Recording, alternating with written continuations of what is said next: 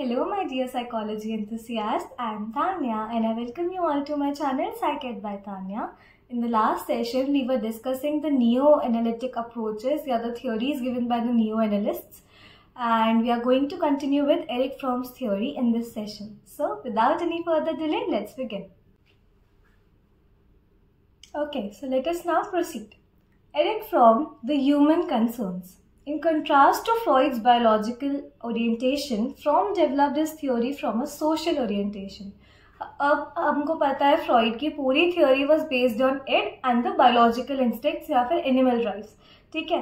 But बाकी उसके जो थियोरिस्ट आए बाद में, पोस्ट फ्रॉइडियन जो थियोरिस्ट आए, उन्होंने उस चीज़ को फोकस में ना लेकर वैरायटी ऑफ एस्पेक्ट्स पर फोकस करा. सिमिलरली एरिक फ्रॉम ने भी बायोलॉजिकल ओरिएंटेशन को साइडलाइन कर सोशल ओरिएंटेशन पर वर्क करा. He viewed human beings as basically social beings who could be understood in terms of their relationship with others.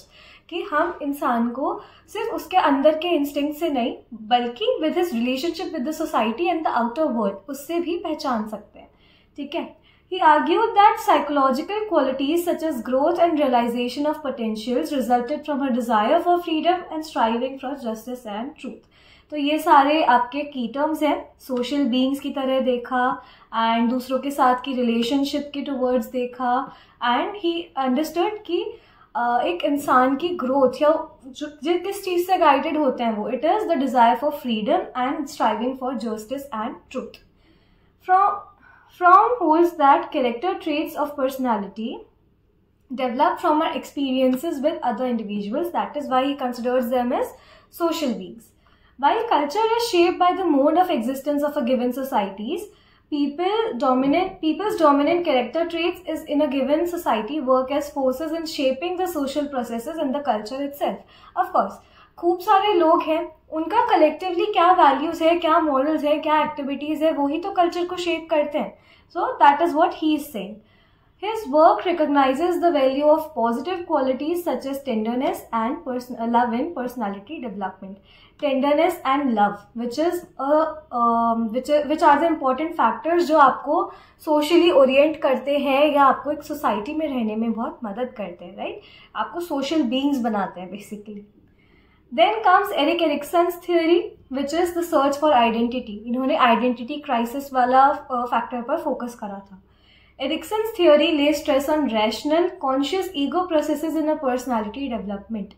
क्योंकि हमारा ego works on the reality principle and it is very rational of what is right and what is wrong, what should be done and what should not be done. In his theory, development is viewed as a lifelong process and ego identity is granted a central place in this process. ठीक है, development of a personality पूरा lifetime में होगा, right? And उसमें ego एक central role play करेगा. His concept of identity crisis of adolescent age has drawn considerable attention. Erikson argues that young people must generate for themselves a central perspective and a direction that can give them a meaningful sense of unity and purpose. कि वो लोगों से कैसे oriented है, वो क्या identity hold करते हैं लोगों की आंखों में एंड उनकी लाइफ का पर्पस क्या है, ठीक है. Psychodynamic theories face strong criticisms for many quarters. क्या क्या चीज़ें हैं जो फ्रॉइडियन अप्रोच को कॉन्ट्रोडिक्ट करती है या क्रिटिक करती है. Basically the theories are largely based on case studies. They lack a rigorous scientific basis. कोई फैक्ट्स, कोई फिगर्स, कोई एम्पेरिकल रिसर्च इस चीज़ पर नहीं हुई है. It's just theory, it's just the words, ठीक है. They use small atypical individuals as samples for advancing generalizations. यानी कि मैंने 5 लोगों को स्टडी कर बोला कि बाकी 100 भी ऐसे ही होंगे. So that can't be valid. Every individual is very complex and very unique. You cannot generalize things इतना easily, right? The concepts are not properly defined and it is difficult to submit them to scientific testing. जो चीज़ें हैं बस कह दी गई हैं, उनके पास कुछ प्रूफ या कुछ बेसिक एग्जाम्पल डिटेल्स कुछ नहीं, उसको एक्सप्लेन नहीं करा गया है, तो उसको साइंटिफिक टेस्टिंग के लिए डालना भी बहुत मुश्किल है कि एक्चुअल में था क्या जो रीजन से आप उसको पुट इन करोगे, right. Freud had used males as the prototype of all personality development. मैंने आपको बताया था विमेन को यूज भी नहीं करा था for his samples, for his case studies. He always used to consider men. He overlooked female experiences and perspectives, जिस पर फिर अगेंस्ट जाकर कैरन हॉर्ने ने अपनी ऑप्टिमिज्म वाली थियोरी दी थी, right. Okay, now let us start with the behavioral approach. This approach does not give importance to the internal dynamics of behavior. इन्होंने internal dynamics पर ध्यान नहीं दिया, उन्होंने ध्यान दिया किस चीज़ पर, जो observable था. अब आपके internally क्या चल रहा है, people cannot see. People can see what you act, what you behave. तो behavioralist या behavioral theory जिन्होंने दी, उन्होंने किस पर फोकस करा, what can be observed, what can be seen. The behaviorists believe in data which they feel are definable, observable and measurable. जो आप देख सकते हो, समझ सकते हो और उसको quantify कर सकते हो, that this is what. Thus they focus on learning of stimulus response connections and their reinforcement. We have read in our 11th learning के बारे में, तो हमने behavioral approach भी पढ़ी है basically इसके according. According to them, personality can be best understood as the response of an individual to the environment. कौन सा stimulus पर क्या response आ रहा है, वो आपका personality define करेगा. According to them, personality, हाँ ठीक है, they see the development simply as a change in response characteristics. That is, a person learns new behaviors in response to new environment and stimuli. अगर मैं school में थी तो मेरा कुछ एक्ट करने का तरीका, मेरा चीज़ों को परसीव करने का तरीका, कुछ टास्क को कंप्लीट करने का तरीका अलग था. Now if I have gone to a college जो इतना रिगरस चीज़ें रिक्वायर करता है या इतनी ज़्यादा एक्टिविटीज़ मुझे प्रोवाइड कर रहा है, एक अलग इन्वायरमेंट प्रोवाइड कर रहा है, तो my approach to get to them will also be different. For most behaviourist the structural unit of personality is the response. क्या क्या रिस्पॉन्सेज हैं आपके, दैट एलिसिट योर पर्सनैलिटी, क्योंकि वो आपके बेसिकली ट्रेट्स बता रहे हैं कि this trait is getting this response and this response is due to this situation. वो आपकी पर्सनैलिटी को डिफाइन कर रहा है. Each response is a behaviour which is emitted to satisfy a specific need.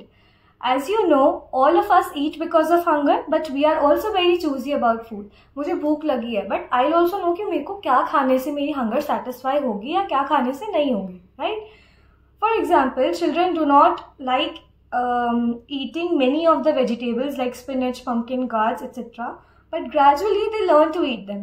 Why do they do so? According to the behavioral approach, children may initially learn to eat such vegetables in anticipation of appreciation. कि बेटा बेटा सब्जी खा लो, I'll give you a chocolate at the end, I'll give you a dessert at the end, ice cream मिलेगी, वो वाला चीज़ होता था बचपन में. एंड धीरे धीरे for that reinforcement, for that thing, you started liking that vegetable कि ठीक है मैं ये खाऊंगा तो मुझे ये भी मिलेगा. एंड बाद में जब वो reinforcement बन भी हो जाता है तो it becomes a habit कि ठीक है that vegetable can be eaten, इतना बुरा नहीं है ना. Later on they may eventually learn to eat vegetables not only because their parents are pleased with this behavior but also because they acquire the taste of those vegetables and find them good.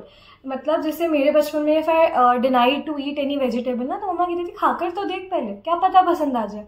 And खाने के बाद वो genuinely अच्छा लगता था. So you just develop कि हाँ यार this vegetable is good, I can eat that. Thus, the core tendency that organizes behavior is the reduction of biological or social needs that energize the behavior. ठीक है, आपका behaviour कैसा होगा, वो कैसे डिटरमाइन होगा, आप जैसे जैसे अपनी उस बायोलॉजिकल नीड को सेटिस्फाई करोगे, सोशल नीड को सेटिस्फाई करोगे, वैसा ही बिहेवियर आपका एलिसिट होगा.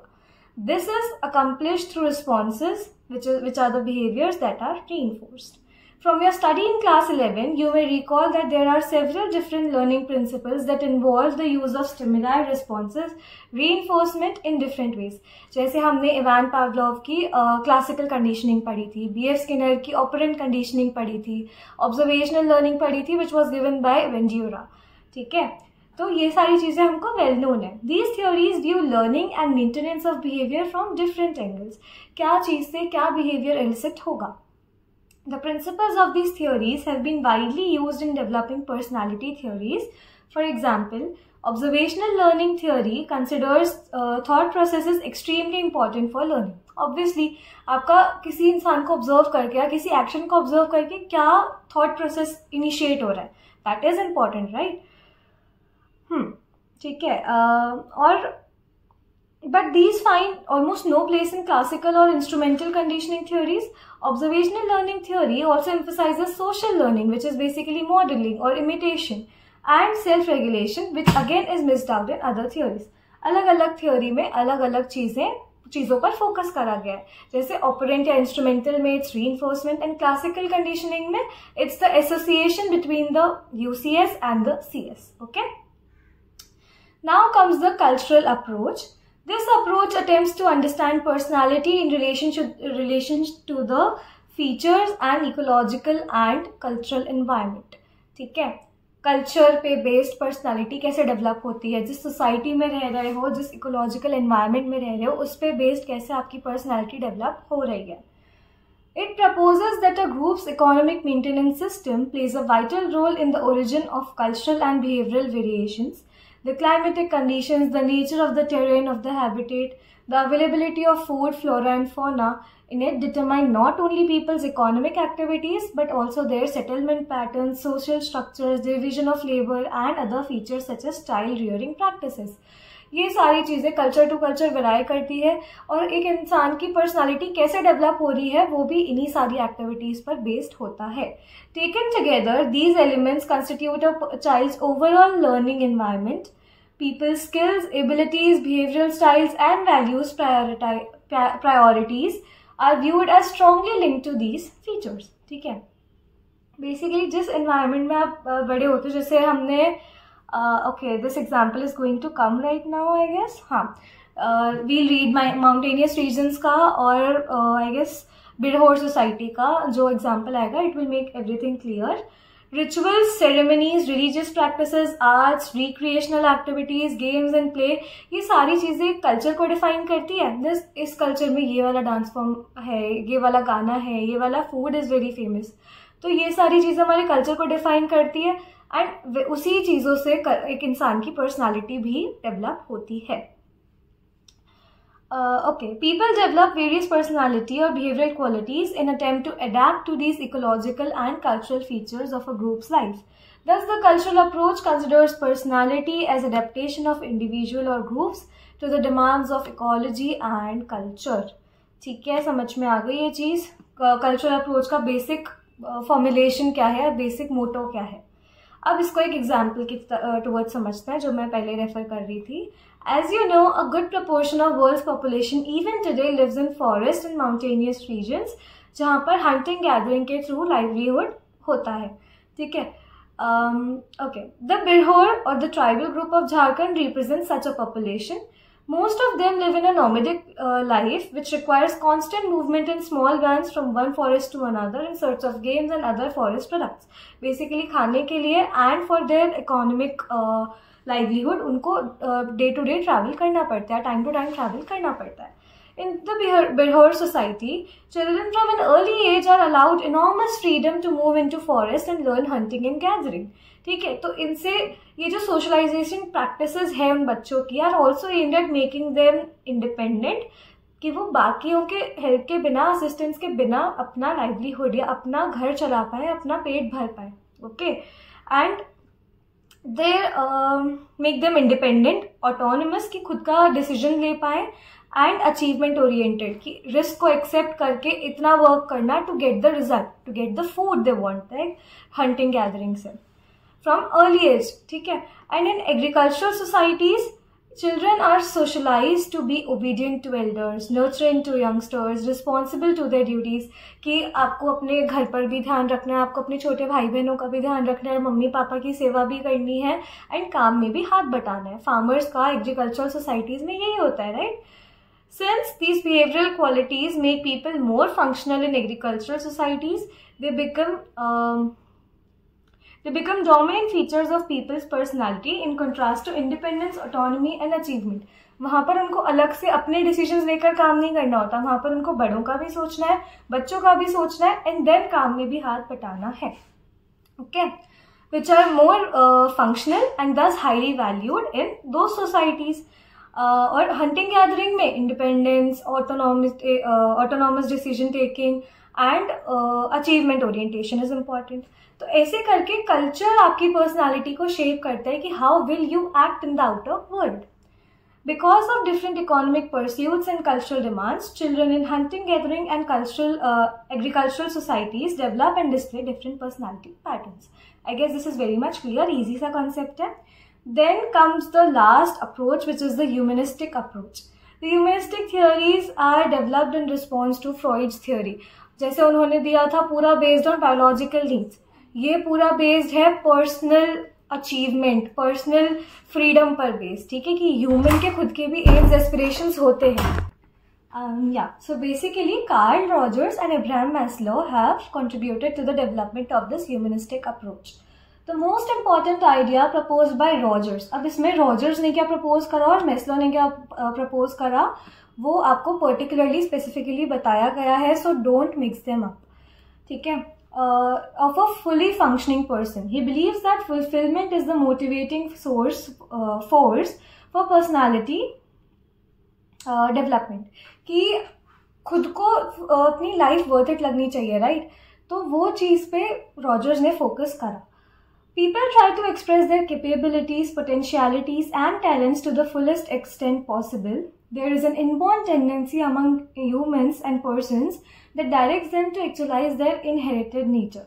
बेसिकली एक ह्यूमन चाहता है to fulfil some goal in their life and feel that sense of accomplishment. तो वो fully functioning person is motivated through that.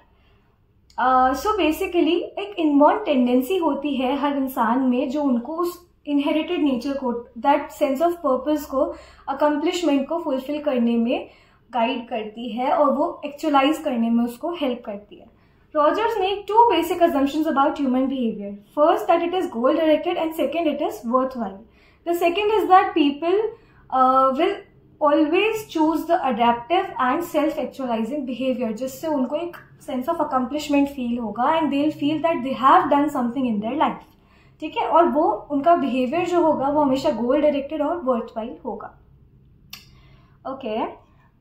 Rogers' theory grew out of his experiences of listening to patients in his clinic.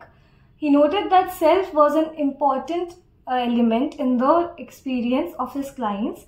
कि खुद ने आज तक life में क्या करा है, खुद के क्या अचीवमेंट्स रहे हैं, खुद की क्या प्रॉब्लम्स रही है, खुद के बारे में बताना इज द मेन थिंग जो उनको थेरेपी के ड्यूरिंग पता चलता था उनके क्लिनिक के एक्सपीरियंस में बेस्ड, ठीक है. Thus his theory is structured around the concept of self. The theory assumes that people are constantly engaged in the process of actualising their true self, कि वो जो खुद को आइडियली देखते हैं उसको एक्चुअली अकम्प्लिश करने में उनकी पूरी लाइफ डायरेक्टेड होती है. If I want to become a professor, तो मेरे जो सारे डिसीजंस होंगे they will be based on कि मैं वो टारगेट बस फाइनली जाकर फुलफिल कर पाऊँ and I accomplish that thing. मेरा कुछ गोल होगा, मेरे को मेरी फैमिली को कुछ पर्टिकुलर चीज देनी है जिससे I feel that I have done something in my life, I have done something good for them. तो वो जो चीजें हैं that will motivate me to behave accordingly, ठीक है. सो Rogers suggests that each person also has a concept of ideal self. Ideal self होता है कि वो इंसान बनना क्या चाहता है. जब इस चीज में कॉरेस्पॉन्डेंस होती है, जो रियल सेल्फ, अगर आप उस पोजीशन पर आ जाते हो जो आपने आइडियली सोचा था, then you are generally very happy and you feel good about your self. और कुछ भी डिस्क्रिपेंसी होती है इस चीज में, then you get the feelings of unhappiness and dissatisfaction, ठीक है. कॉरेस्पॉन्डेंस होती है तो यू फील हैप्पी, एंड अगर डिस्क्रिपेंसी होती है तो you feel unhappiness and dissatisfaction. ये आपके एमसीक्यूज में आ सकता है. Rogers basic principle is that people have a tendency to maximise self concept through self actualisation. जैसे जैसे वो अपने टारगेट्स, अपने गोल्स अचीव करते जाते हैं, उनका सेल्फ कंसेप्ट अपने बारे में पॉजिटिव होता जाता है और नहीं अचीव करते तो नेगेटिव होता जाता है. In this process the self grows, expends and becomes more social. Rogers views personality development as a continuous process. It involves learning to evaluate oneself and mastering the process of self-actualization. खुद को समझना, खुद के जो आज तक चीजें करी है उनको evaluate करना and self-actualize होना. He recognizes the role of social influences in the development of self-concept. When social conditions are positive, self-concept of self-esteem भी high होता है. अगर नेगेटिव है, अगर थोड़ा सा डिसएडवांटेजेस एनवायरनमेंट है, तो सेल्फ कंसेप्ट और सेल्फ एस्टीम भी जनरली फ्लेक्सिबल और लो रहता है, मतलब उनका लो रहता है. तो it the self concept and self esteem are flexible according to the conditions provided, according to the experiences, so they can continue to grow and self-actualize. Now ठीक है, this situation warrants that an atmosphere of unconditional positive regard must be created in order to ensure enhancement of people's self-concept. कि हमेशा if you are being positive about a person or being एक होता है ना not judging the person, तो आप ensure कर रहे हो कि उस इंसान का सेल्फ कंसेप्ट बेटर हो. ठीक है, द क्लाइंट सेंटर्ड थेरेपी जो रॉजर्स ने डेवलप करी थी it attempts to create this condition कि वो इंसान अपने बारे में, अपनी सेल्फ के बारे में जो भी आपको बता रहा है, you are not judging that, you are being empathetic and एक अनकंडीशनल पॉजिटिव रिगार्ड आप उनके टुवर्ड्स शो कर रहे हो. राइट नाउ हमने मैस्लो की हायरार्की डेवलपमेंट तो पढ़ी है. Basic is the biological need, then safety needs, then social needs. ठीक है, ऐसा करके. तो that chart is they are explaining. अच्छा, यू कैन सी दैट अगर सेल्फ कंसेप्ट और आपके एक्सपीरियंस में कॉन्ग्रुएंस है तो हैप्पी फील करते हो, वेल एडजस्टेड होते हो आप. और अगर इनकॉन्ग्रुएंस से ज्यादा मेल नहीं खा रहा है, जो आपका एक्सपीरियंस है और सेल्फ कंसेप्ट है वो लो जा रहा है, तो आपका पुअरली थोड़ा एडजस्टमेंट रहता है. ठीक है, now we have read the motivation वाली हायरार्की. ठीक है, Maslow has given a detailed account of psychologically healthy people in terms of their attainment of self-actualization. कैसे एक इंसान healthy रहता है if he fulfills the thing he has always wanted to. A state in which the people have reached their own fullest potential. Maslow had an optimistic and positive view of man who has the potentialities for love, joy and to do creative work. Human beings are considered free to shape their lives and to self-actualize. You are free. You are free to choose what you want to do, and you are free to choose your goals and choose decisions that are congruent with your goals. Maslow had an optimistic and positive view of a man who has potentialities for love, joy, and to do creative work. Human beings are considered free to shape their lives and to self-actualize. Self-actualization becomes possible by analyzing the motivations that govern our life. आपकी जो needs हैं वो किस तरह से fulfil हो रही हैं और कैसे आपका सेल्फ एक्चुअलाइजेशन के टुवर्ड्स आप लीड कर रहे हो. What motivates you to self actualize. ठीक है, उनके बारे में उन्होंने बताया था कि इनको एनालाइज कर लोगे तो self actualization becomes possible. We know that biological security and belongingness needs, called the survival needs, are commonly found among animals and human beings. ये दोनों चीज तो सेम ही है, एनिमल ट्राइब्स है, राइट. बाद में जो इंडिविजुअल एक इंसान को इंसान जो चीज बनाती है, that is what your social needs, your esteem needs and your self actualization needs. Thus, an individual's sole concern with the satisfaction of these needs reduces her or him to the level of animals. अगर सिर्फ इन दोनों चीजों से मतलब है, then you are equal to an animal's need. मतलब या animal का जो फीलिंग है उससे आप एकदम रिलेट कर रहे हो. To become a human, to become an individual level वाला scene, you need to focus on your self-esteem needs, you need to focus on your social needs, and you need to focus on your self-actualization needs. ये तीनों चीज ही keeps you as an individual person. Otherwise, you become reduced to the level of animals. The real journey of human life begins with the pursuit of self-esteem and self-actualization needs. The humanistic approach. The humanistic approach emphasizes the significance of positive aspects of life. So, who is a healthy person? Basically, humanistic approach देखती है कि इंसान कैसे अच्छा है, क्या उसके positive aspects हैं. तो who is a healthy person? The humanistic theorist have indicated that healthy personality lies in not mere adjustment to society. सिर्फ आपने सोसाइटी से एडजस्ट कर लिया, that is not being healthy. It involves a quest to know oneself deeply and to be true to one's own feelings without disguise, and to be oneself in the here and now. खुद को समझना, खुद को जानना, खुद की needs fulfil करना keeps you healthy. According to them, the healthy people share the following characteristics. They became aware of themselves, उनकी फीलिंग्स, उनकी लिमिट्स, और खुद को एक्सेप्ट करना जानते हैं. जो वो अपनी लाइफ को लीड कर रहे हैं वो उनकी रिस्पॉन्सिबिलिटी पर बेस्ड है, उनके खुद के ऊपर बेस्ड है, उनके ऊपर उनमें करेज होती है to be that thing. They experience the here and now and are not trapped. वो पास्ट में या फ्यूचर में नहीं रहते हैं, वो प्रेजेंट पर फोकस करते हैं. They do not live in the past or dwell in the future through anxious expectations or distorted defenses. ठीक है, I guess this is very much clear and हमने सारी अप्रोचेस तो कंप्लीट कर ली है. Now we are going to start with the assessment of personality. So if you have any doubts, do comment, and if do comment which was the favorite part of your of this explanation, and कुछ ऐसी चीज़ हो जो पहले समझ में ना आई हो and I have helped you to understand it, do let me know and I'll see you in the next videos. तब तक के लिए take care and bye bye.